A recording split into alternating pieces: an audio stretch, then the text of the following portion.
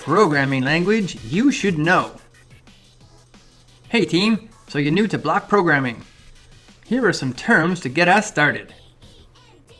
A code or program is a language that tells the computer what to do. Sequence means the order in which steps or events happen.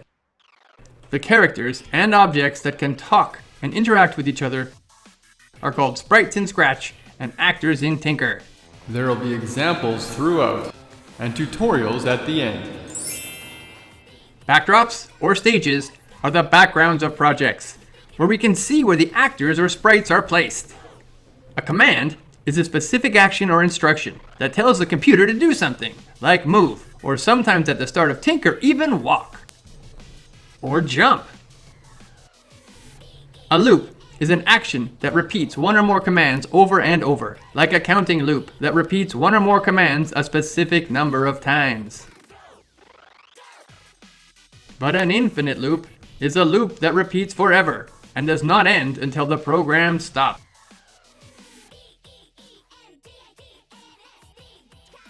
Now for your loop. Subscribe to this channel, click a suggested video, learn more. The world is a remix.